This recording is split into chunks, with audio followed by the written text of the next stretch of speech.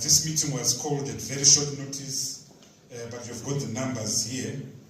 And for me, it's a miracle that the CDF was only launched after very difficult circumstances on the 5th of March 2026. But here we are building an organization, an important organization. Protecting the constitution is so important. And this is one of the reasons why we've made it clear that this organization is not a political party. It will not be a political party. It is going to oversee and protect the constitution 200 years from now. We've seen constitutions under threat, even in the United States of America. Someone may want to go for a third term. Yet the American Constitution was made in 1774. So it is important to protect the Constitution.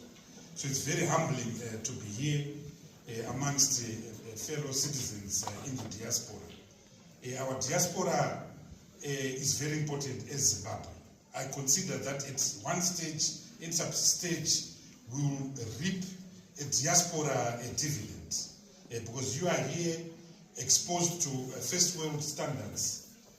Many of you are going to universities, acquiring knowledge, and one day that knowledge will benefit a democratic, free Zimbabwe.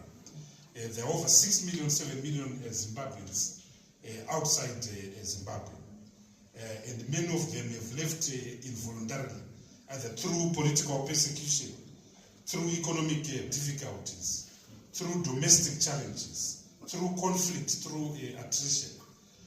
Half the voting population of Zimbabwe is actually now outside Zimbabwe. And 74% of our professionals, our top scientists, our top engineers, our top doctors, they are now in the diaspora. So we've been suffering and hemorrhaging a brain drain in the diaspora. Yet, as Obey has said, you are now making a fundamental contribution to the country's resources. Diaspora remittances are now US $3 billion a year. And that's much more than foreign direct investment, which is less than $800 million a year. That is now much more than foreign aid, which with the collapse of the US aid is now less than US $500 million dollars a year. So if the diaspora were to close taps, Zimbabwe would suffer. People would die. The many people that you sent money at home.